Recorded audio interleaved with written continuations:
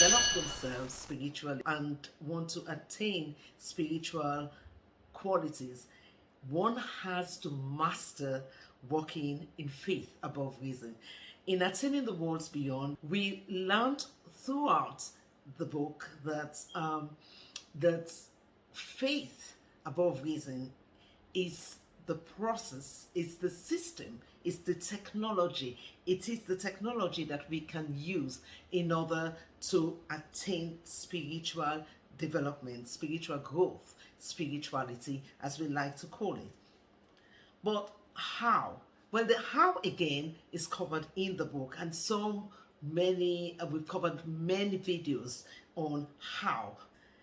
So, as I was reflecting on everything that we have learned in the last 18 months, going through Attaining the Worlds Beyond, I came back to a book that I published in the coronavirus era, when obviously we were all working from home or there was absolute lockdown.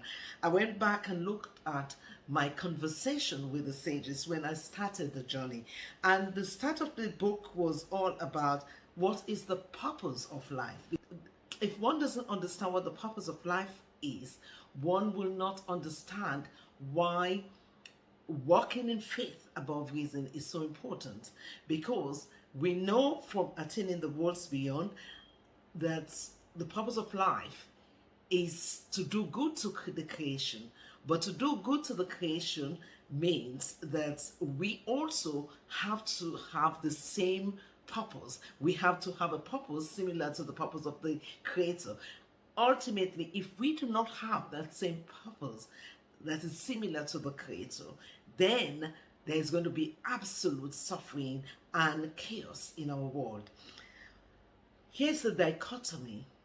The dichotomy is we are not in the same quality as the Creator, because we again learned in chapter 1 of Attaining the Worlds Beyond that the Creator's quality is altruistic and our quality is self-love. We can only feel ourselves. We don't feel other people. We filter information the way it will benefit us. We don't filter information the way it will benefit others. That the Creator created a system whereby we all have a bit of different aspects of the system. Our desires are very different, and we feel the entire system of creation differently. But we have to get to this one point where we feel the system as similar to the Creator. And the only way out is to begin to love others. Hi, today we're going to talk about a very important subject that came to my attention. One that I was reflecting over the weekend and realized that this is such a powerful message that even I have to take it into consideration and think about it all the time and pray about it all the time. And that is, what is God's responsibility and man's responsibility to create harmony, peace, love, and joy in this planet? Well, you would like to know that we cannot create peace, harmony, and joy in this world without taking into consideration God's purpose for this world in the first place. The purpose of creation and what is expected of us that we need to be aware of, which is what all these scriptures have been telling us, but yet we are challenged because we don't quite get it yet. So the purpose of life, you would have heard me mention this so many times in many videos that I've covered, that the purpose of life is to do good to the creation. And the question will come up, well, if it is to do good to the creation, how come we are suffering a lot? How come there's so much disaster in this world? What's going on? And this is the aspect of the purpose that needs to be understood by us. We also must have a similar purpose as the Creator for good to permeate and penetrate this world. It's not just the Creator's purpose the Creator needs us also to have a similar purpose, which is to do good to others. Here's the dichotomy. You already know that we are egoists in that we feel ourselves as if we are the most important thing. We don't want to have a purpose to do good to others unconditionally. And that is where the chaos comes in, because there is a system which won't work if our purpose is not aligned with the Creator's purpose. And this system can only work when our purpose is aligned with the Creator's purpose. So if we don't have a conscious goal in our mind to do good to our neighbors, just like we want good to be done to us, then nothing is going to work. It's just going to be an endless chaos. Have you ever found yourself in relationships where you were doing good to the person and the person does good to you, and the relationship was a mutually intention to do good to each other? Have you ever find out that that relationship just flourished? Everything just skyrocketed in your life. Everything was like anything you touch works. Well, that's how it's supposed to be, because the truth is that is the system that the Creator created.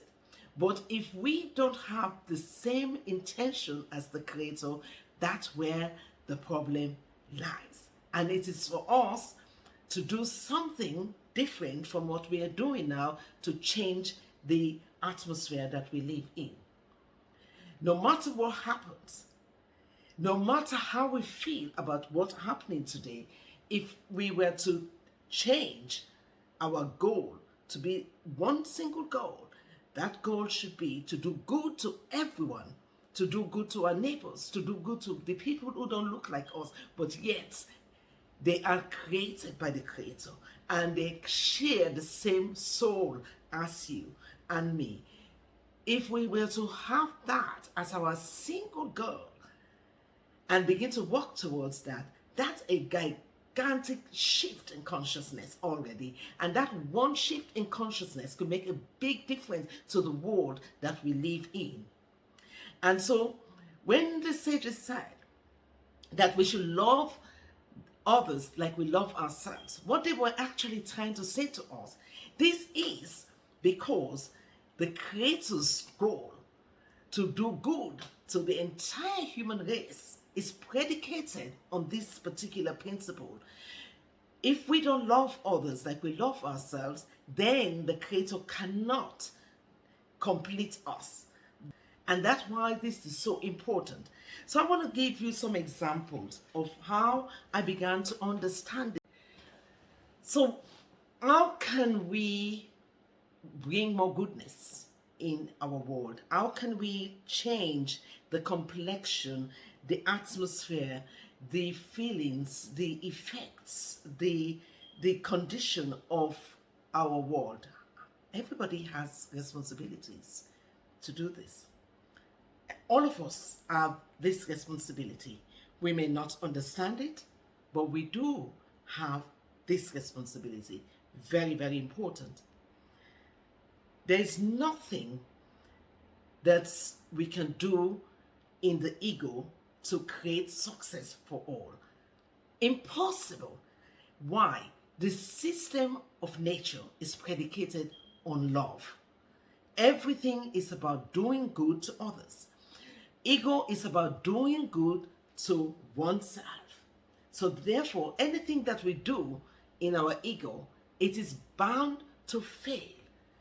Step number one, hold that thought in your heart, because it will make a gigantic difference if you were to understand that anything you do that is not predicated on the principle of love, it is bound to fail. Now, this is how King David puts it in his psalm.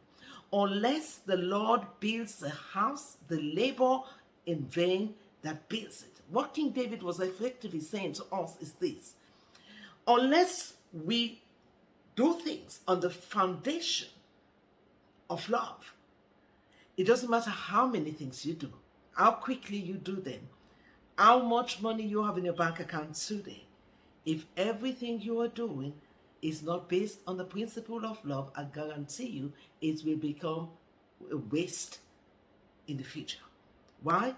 Because all the system that God created is created on the basis of love for all of us, not ego, not love for one and hate for the other. No, it's love for all of us.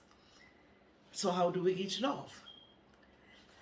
This is what I now begin to grasp.